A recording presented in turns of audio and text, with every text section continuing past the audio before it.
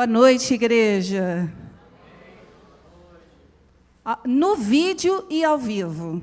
Olha, Deus realmente tem um propósito, um mistério nisso, hein?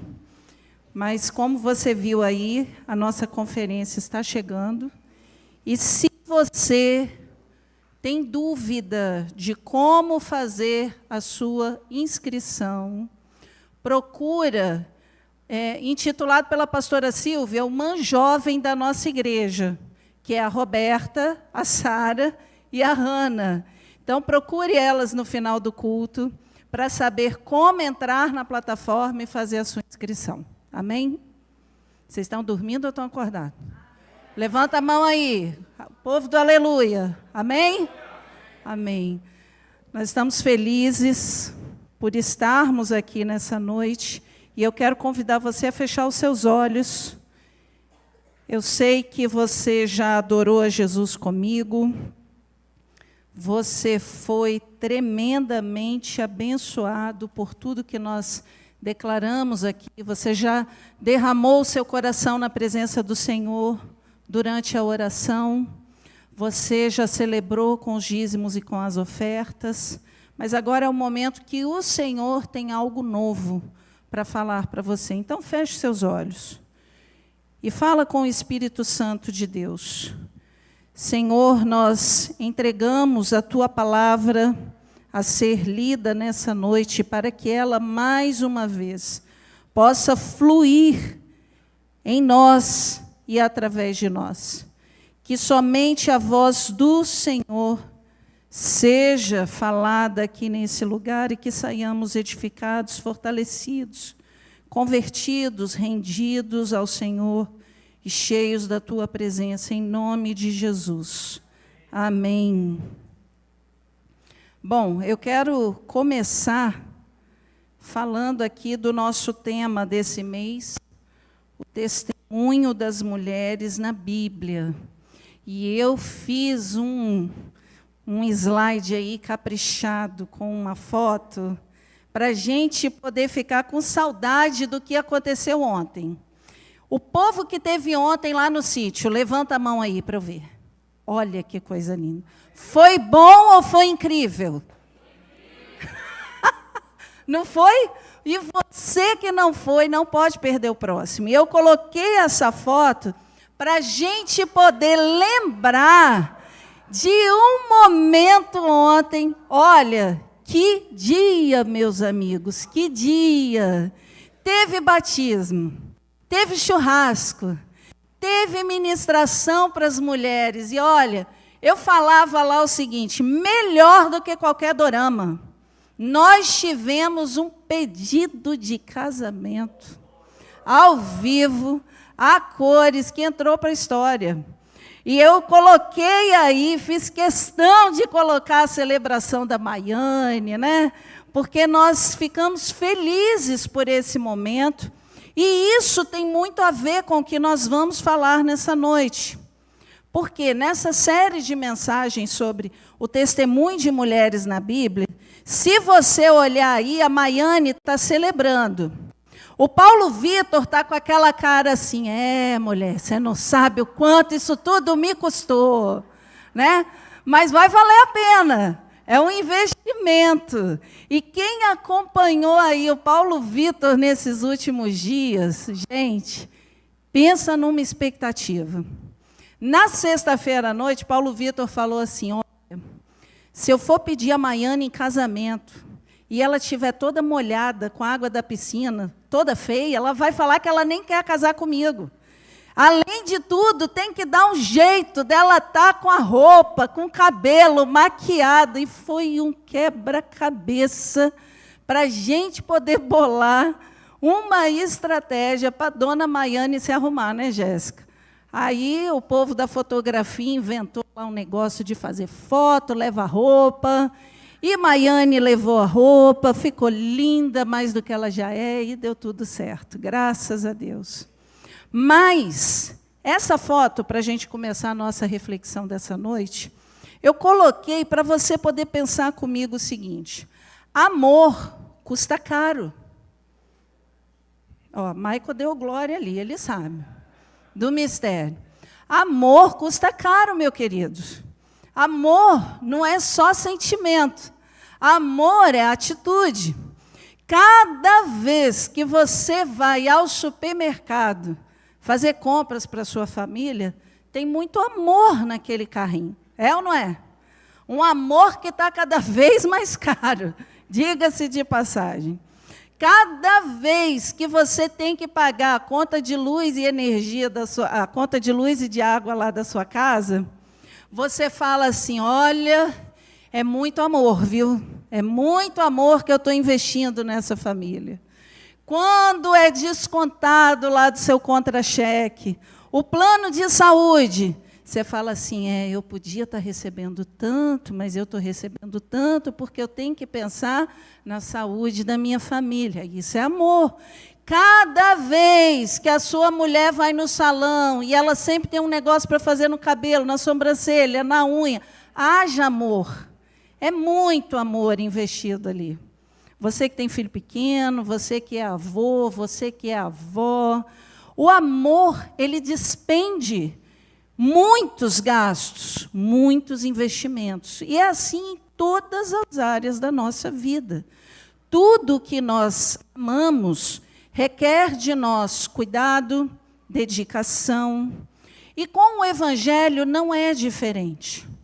Só que, na época da graça, às vezes existe uma ideia errônea de que, pela graça, ser de graça, o Evangelho não custa nada. E o Evangelho custou tudo. Custou a vida do justo. O Evangelho de Cristo nos custa tudo, porque nos custa uma entrega. E nessa noite eu quero pensar com você sobre a história de uma mulher que entregou tudo que ela tinha. E esse testemunho dela, esse amor que ela teve, intenso e extravagante, fez com que a história dela fosse lembrada até os nossos dias. Então, você pode abrir a sua Bíblia em João, capítulo 12. A versão que eu vou usar aqui é a NAA. E eu vou pedir a você um pouquinho de paciência, porque eu vou citar também alguns outros trechinhos da Bíblia, para nós podermos compartilhar aqui, comparando os evangelhos. Mas João, capítulo 12, essa história vai começar dizendo o seguinte: Jesus é ungido em Betânia. 6 dias antes da Páscoa, Jesus foi para Betânia, onde estava Lázaro, a quem ele tinha ressuscitado dentre os mortos. Prepararam-lhe ali uma ceia. Marta servia e Lázaro era um dos que estavam à mesa com Jesus. Então Maria, pegando um frasco de perfume de nardo puro, muito precioso, ungiu os pés de Jesus e os enxugou com seus cabelos. E toda a casa se encheu com o cheiro do perfume.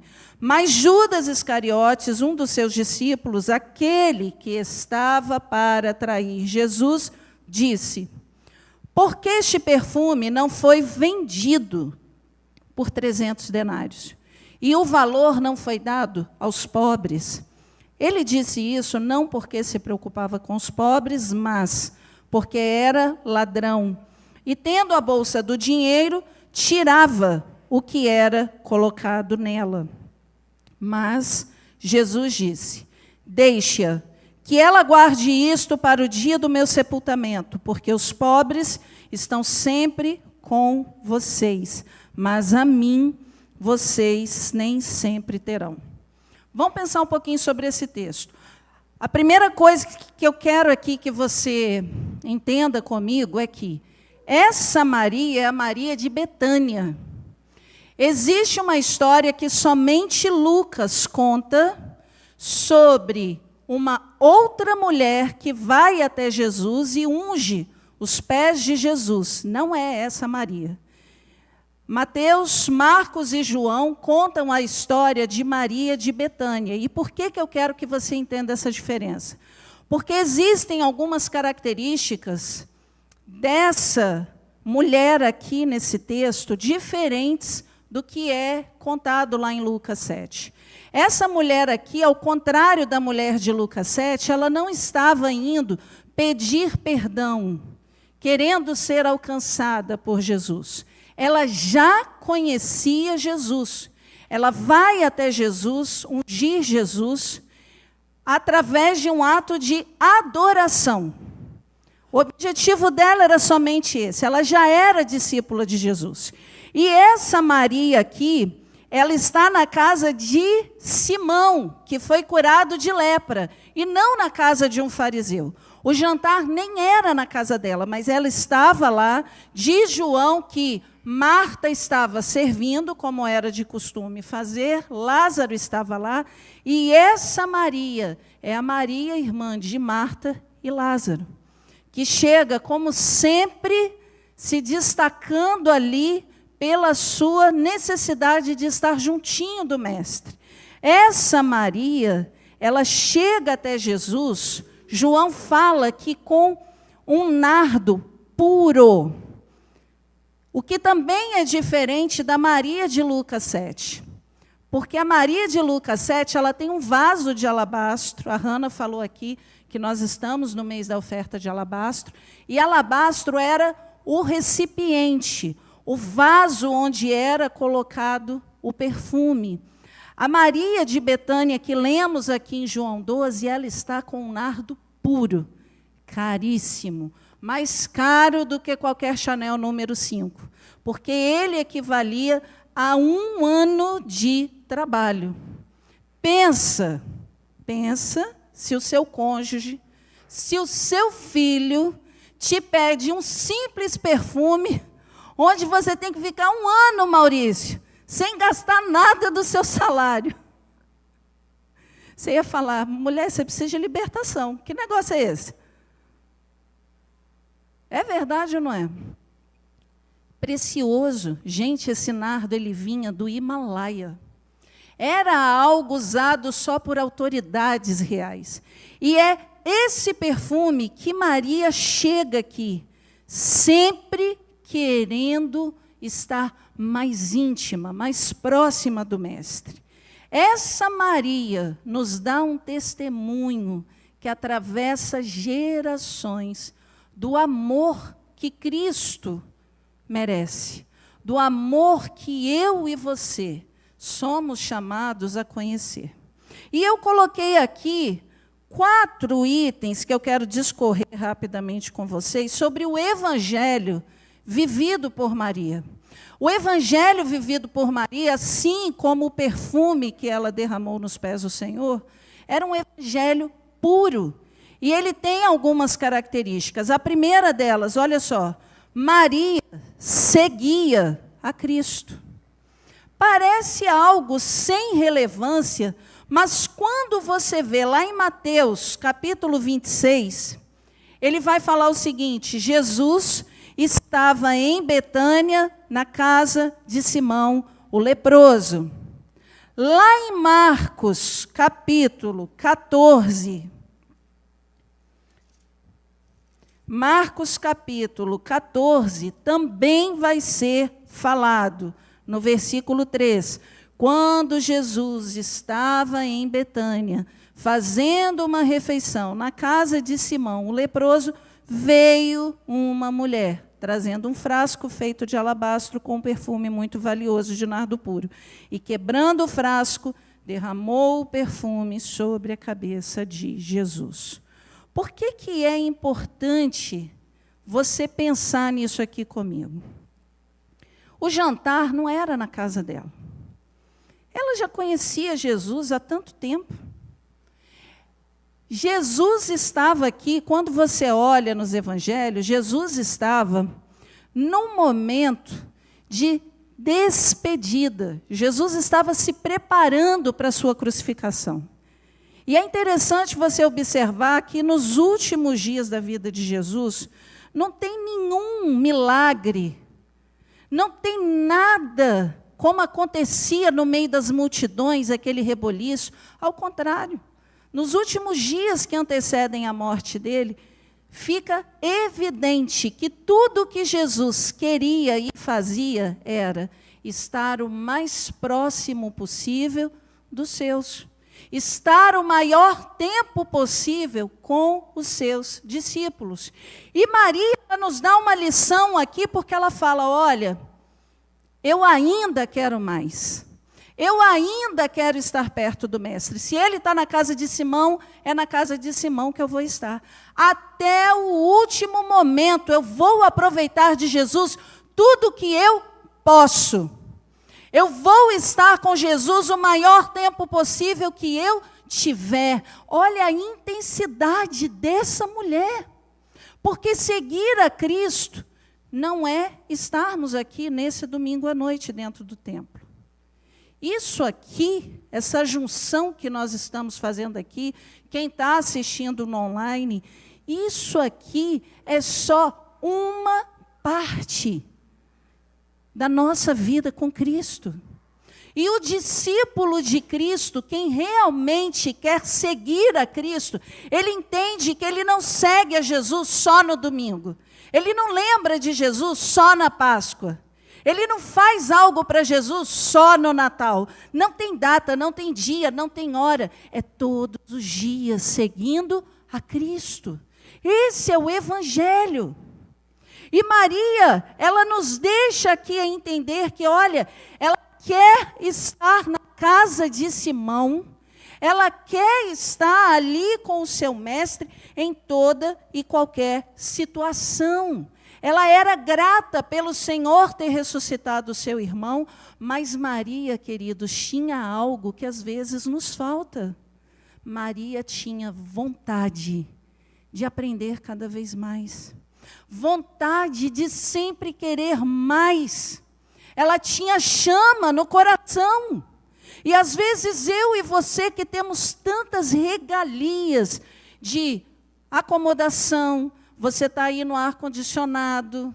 Eu gostaria que tivesse um ar-condicionado aqui, mas está bom, eu estou tentando aproveitar um pouquinho. A gente tem uma infraestrutura gostosa, as crianças estão lá em cima, mas às vezes nos falta a vontade, o anseio de estarmos juntos do Mestre. Maria, ela tinha uma outra característica, que era a de entregar o seu melhor.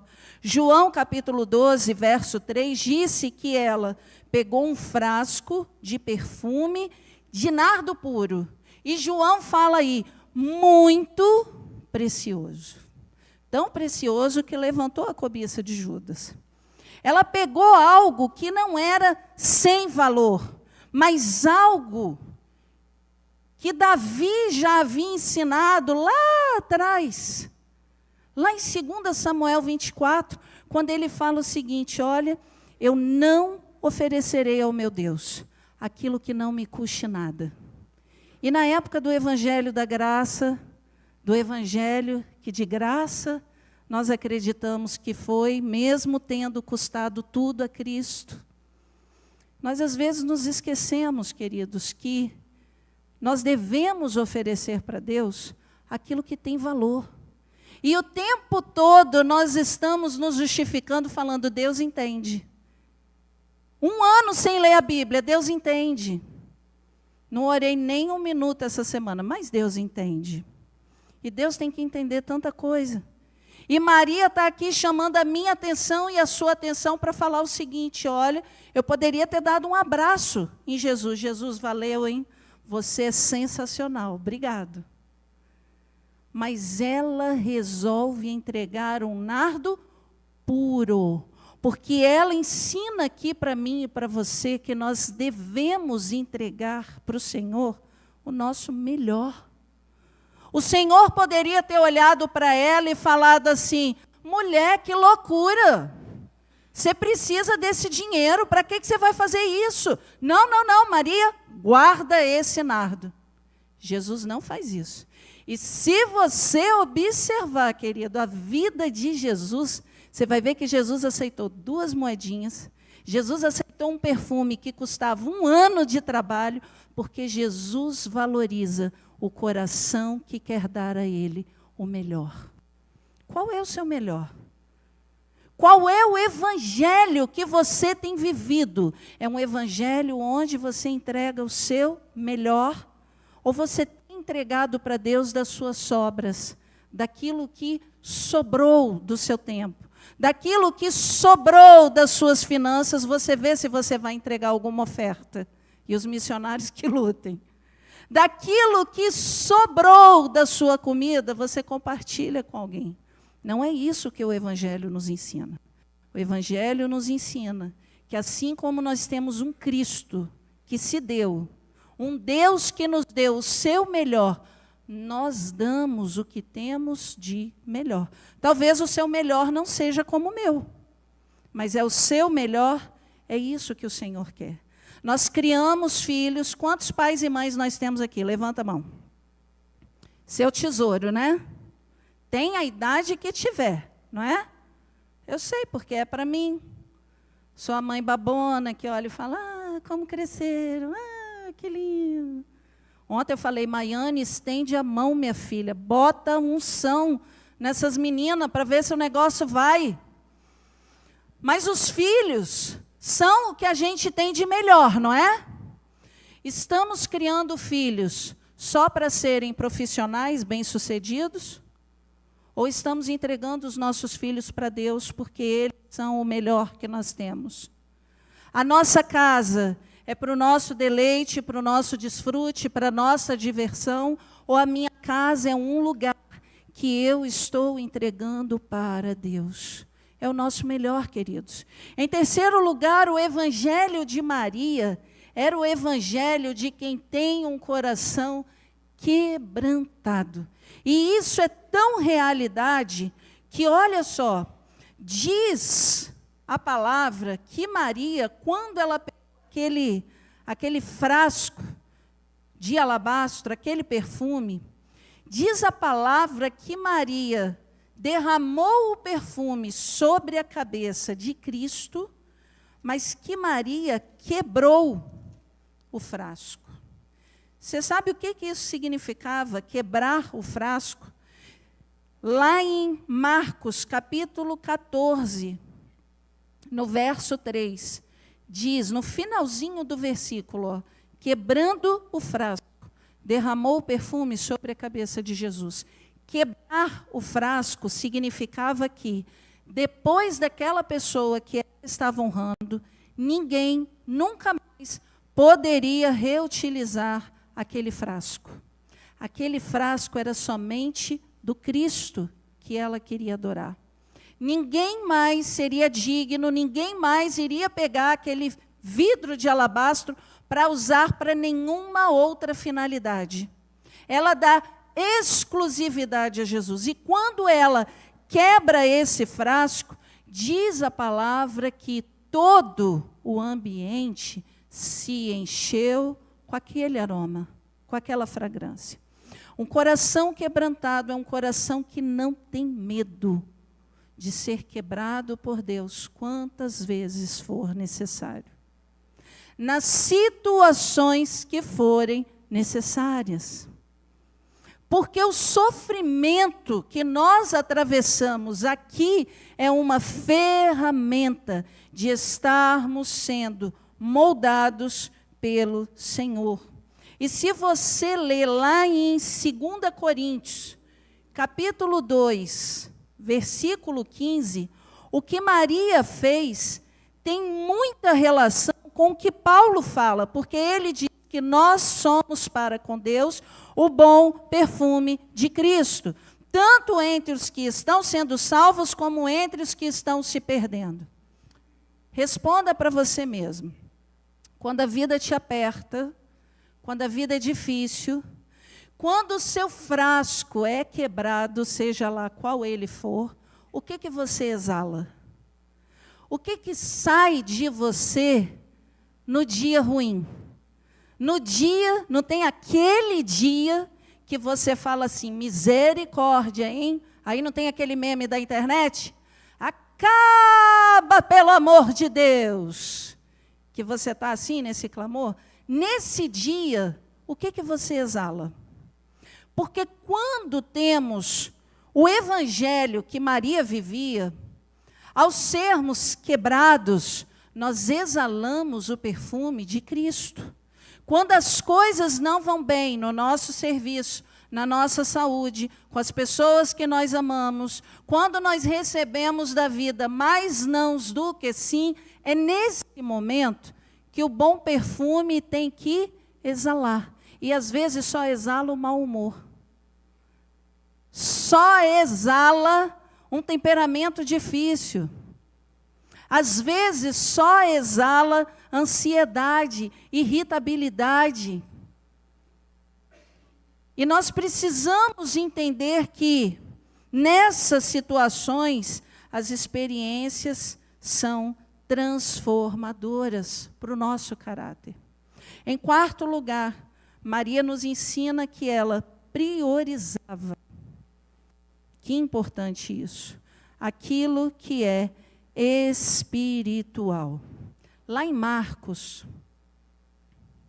quero voltar em Marcos de novo. Marcos, capítulo 14. Olha o que Jesus fala sobre a atitude de Maria. E hoje eu pensava muito nisso.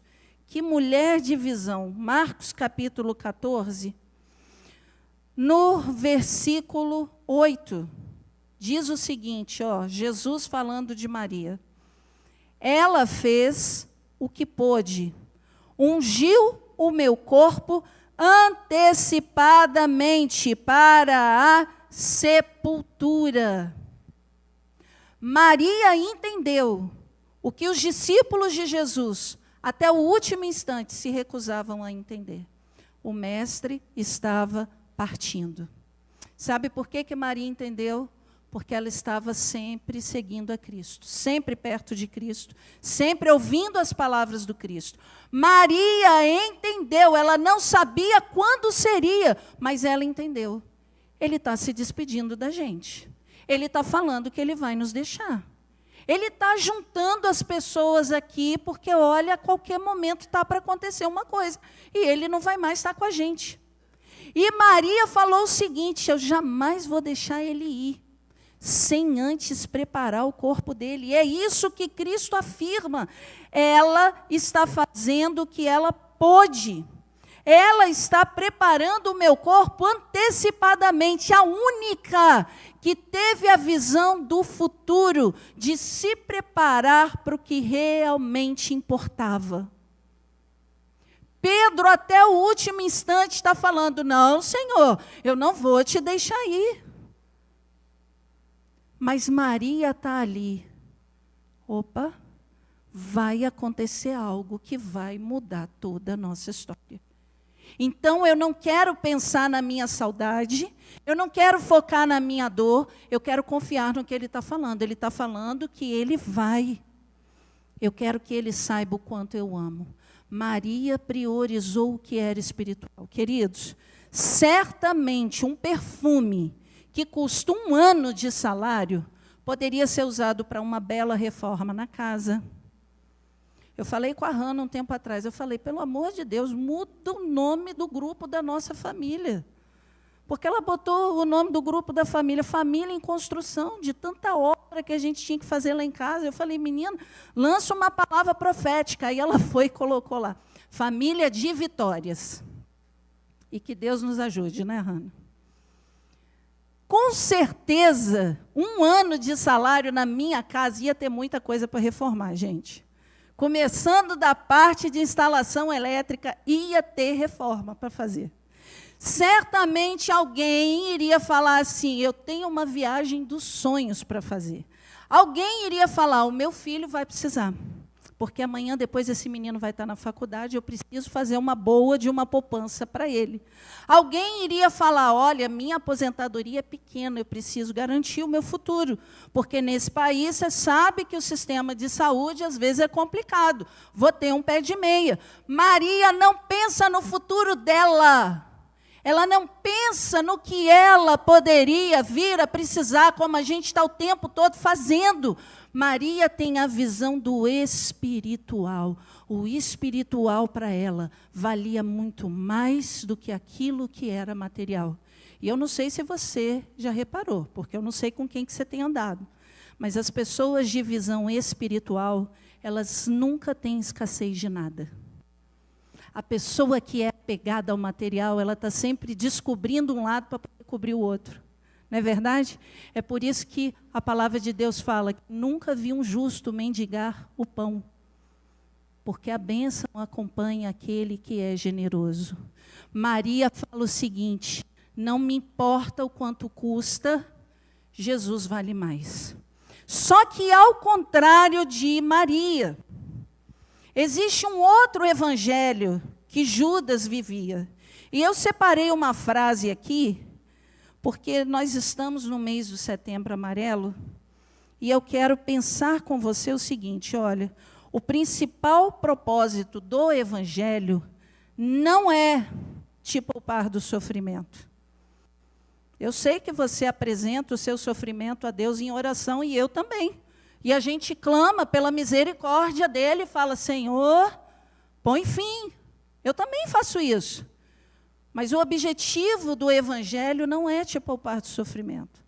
O objetivo do evangelho é poupar você do sofrimento eterno. Porque o que nós estamos passando aqui, por mais difícil que seja, uma hora vai acabar. Mas a eternidade vai começar. E na eternidade é que eu e você temos que pensar em sermos poupados daquilo que aguarda quem não aceitou a Cristo como Salvador. E o evangelho de Judas, ao contrário do evangelho de Maria, meus queridos, é o evangelho de quem está vivendo na direção oposta ao que Maria praticava. Porque, olha só, Judas, ele não estava querendo ser transformado. Judas, embora fosse discípulo de Jesus no nome, mas ele não se dispunha a ser discípulo no sentido de seguir a Cristo, conhecer a Cristo e fazer a vontade de Cristo. Olha o que João diz, lá em João 12, versículo 4, diz que Judas Iscariotes, um dos seus discípulos, olha a expressão que João usou aí, aquele que estava para trair Jesus. Nesse momento aqui, não pense você que Judas decidiu de repente surgiu uma ocasião, ele foi lá e vendeu Jesus por 30 moedas. O mau desígnio já estava no coração dele. Nesse momento da história, Judas já roubava da bolsa. Ele só não sabia como conseguir mais. Porque Judas, ao contrário de Maria, ele não estava seguindo a Jesus para ser transformado. E observe comigo, Judas estava no mesmo jantar, no mesmo lugar. Aqui nessa noite estamos todos no mesmo lugar. Mas a questão é, quantos de nós estão como Maria e quantos de nós estão como Judas, sem querermos ser transformados? Nós chegamos aqui, e quantas vezes eu escuto isso, e graças a Deus que eu escuto isso, as pessoas falam assim, ai, pastor Severino fala tão bonito. Você não gosta de ouvir o pastor Severino? Eu sou suspeita, eu escuto o pastor Severino desde que eu tinha 15 anos. Pensa, Deus é maravilhoso. E eu falava anos atrás com a Karina, Karina, se prepara, que Deus vai levar o pastor por todo o Brasil e para fora do Brasil. Aí, na época, ela falou assim, misericórdia, Andressa. Eu falei, vai, Karina, porque a gente gosta de ouvir o pastor. E quando a denominação descobrir ele, e ó, está acontecendo. Amém, Karina? Mas presta atenção, não adianta você gostar de ouvir alguém que você acha que fala bonito. Está entendendo? Você tem que deixar essa palavra gerar transformação de vida em você. Você vai chegar aqui, todos os cultos. Você vai participar de grupo. Você vai participar talvez de algum ministério. Mas, na verdade, você tem que ser cada vez mais parecido com Jesus. E tem muito crente por aí sendo igual a Judas, está onde Jesus está. Senta na mesa com Jesus, participa de tudo, dá sorriso, dá a paz do Senhor. Mas não é transformado. Judas não estava sendo transformado. E não era porque Jesus não era capaz de fazer, porque ele não permitia. Ele estava focado em outras coisas, na sua própria ambição. Em segundo lugar, eu coloquei aí, Judas falava muito, mas fazia pouco. João, ele cita Judas, porque Judas provavelmente foi o primeiro a começar a falar naquele jantar. Mas olha o que Mateus diz. Lá em Mateus capítulo 26, vai falar que, no versículo 8, vendo isso, os discípulos ficaram indignados. Vendo isso o quê? Uma mulher louca, insana, que derramou sobre a cabeça de Jesus 1 ano de salário. Isso não é aceitável. Judas começa a falar, por que esse perfume não foi vendido? Por que isso não foi dado aos pobres? Já viu aquela pessoa que fala assim, meu Deus, o pastor está fazendo campanha para poder botar ar-condicionado, para poder botar outra tela. A igreja está levantando dinheiro para poder trocar o piso, para poder comprar bateria. Tanta gente passando fome, tanta necessidade pelo mundo. As pessoas que mais abrem a boca para falar são as que menos fazem. Judas era assim. E por isso Judas estava lá no meio dos discípulos, mas não era transformado. Tem gente que tem opinião para tudo. Tudo que acontece. Talvez esteja aí no banco nesse momento, pensando de mim. Não pode falar em voz alta, mas está pensando. Judas era assim. E Judas falava, e ele começou a interrogar, que desperdício. Que desperdício, querido. Se ele quisesse realmente ajudar os pobres, ele teria feito isso antes, porque ele era o tesoureiro. Ele poderia a qualquer momento ter falado para Jesus, vamos fazer tal coisa, olha, eu comprei tanto de alimento, olha, eu ajudei tal pessoa que estava necessitada pedindo esmola. Ele nunca se preocupou com ninguém, e João vai falar isso. Ele estava pouco se importando para os pobres, porque na verdade ele pegava da bolsa e colocava no seu bolso. Ele era ladrão. João não usa meias palavras, ele era ladrão. Sabe por quê? No evangelho de Judas, aquele falso evangelho que ele vivia, Judas, ao contrário de Maria, que priorizava o que era espiritual, estava cada vez mais apegado ao material. Ele não conseguia viver por fé, ele não conseguia se aprofundar nas coisas espirituais. Porque tudo desse mundo e dessa vida era importante demais para ele.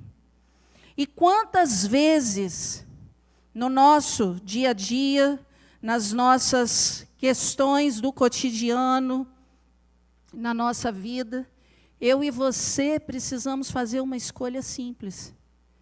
Eu vou confiar em Deus, porque se é para entregar tudo, eu vou entregar tudo, ou eu vou seguir dando o meu jeitinho.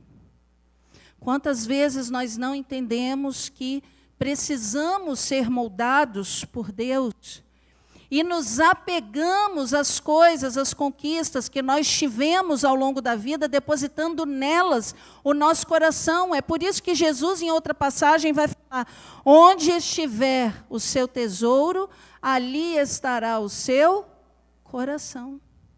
O que é mais importante para mim e para você?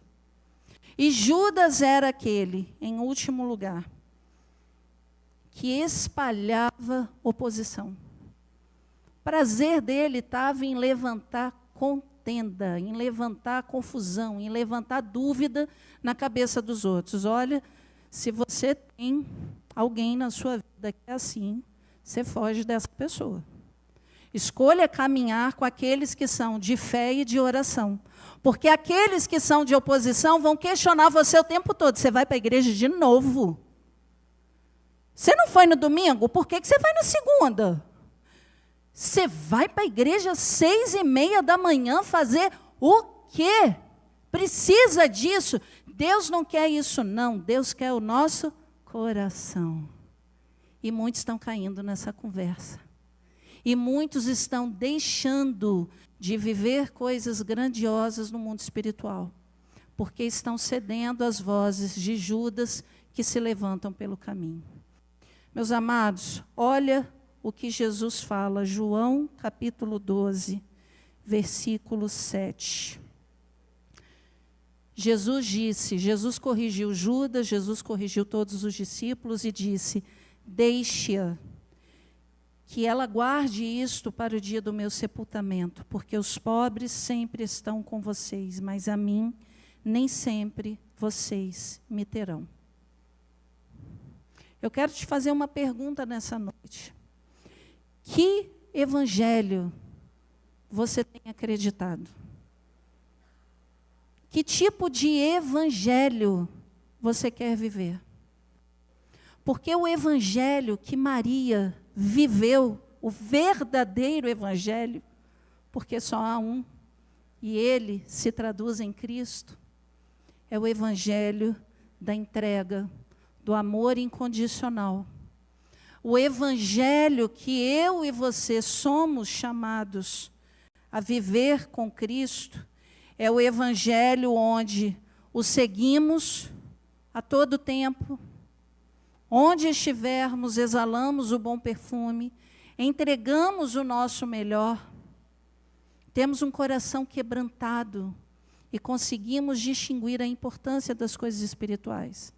Eu, sinceramente, tenho muita dificuldade de entender quando alguém fala assim: eu queria muito participar, mas no momento eu não estou conseguindo, porque eu fico pensando assim, meu Deus, os 3 primeiros, a primeira, segunda, terça e quarta do mês, né? Nós temos torre de oração às 6:30 da manhã. Nós temos dia de segunda e terça à noite, grupos pequenos que funcionam.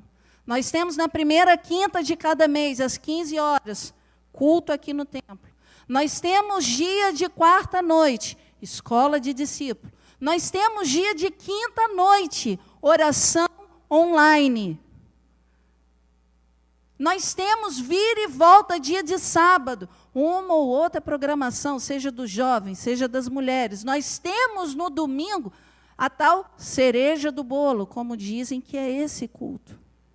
Mas nós temos tantas oportunidades, tem tanto acontecendo, onde você se encaixa. E eu quero te falar uma coisa, talvez você tenha chegado aqui nessa noite, longe, afastado, talvez do caminho. Talvez você tenha desistido de caminhar com Jesus, e não é porque você não acredita, você acredita. Mas olhando o sistema e fazendo algumas comparações, você talvez em algum momento se pegou como Judas, mas será que tem que ser assim? E você começou a achar que você sabe o que é melhor para a igreja, sendo que o dono da igreja é Jesus. Talvez em algum momento você deu ouvidos a alguns Judas que apareceram aí no seu caminho e falaram: rapaz, você não precisa disso não. Você não precisa estar na igreja para seguir a Jesus, não. E Jesus o tempo todo querendo estar junto de você, através da manifestação visível dele na terra, que é a igreja. Eu não sei qual é o evangelho que você tem vivido, mas ontem lá no sítio eu encerrei colocando essa foto, porque ficou notório como que existe cura pela comunhão.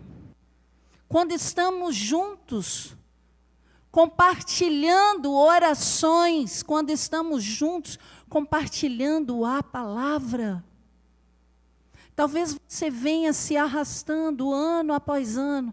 Eu gostaria muito de fazer, eu gostaria muito de estar. E o Senhor está falando para você nessa noite: entrega o seu melhor. Qual é o nardo puro que você tem dentro de si? Entrega isso. custe o preço que custar. Porque se você for ficar esperando ter um horário disponível, talvez você não tenha nunca. E Jesus está atrás de gente ocupada. Jesus não quer desocupado não, igreja. Jesus está atrás de você, que tem tantas habilidades que podem ser úteis para o reino. Eu quero que você fique de pé comigo nessa noite. Ministério de Louvor pode chegar, mas eu quero que nesse momento de altar, de entrega, você perceba na visão que Maria teve. Ela sabia que o Senhor dela estava para partir. Será que você percebe o que nós cantamos aqui nessa noite?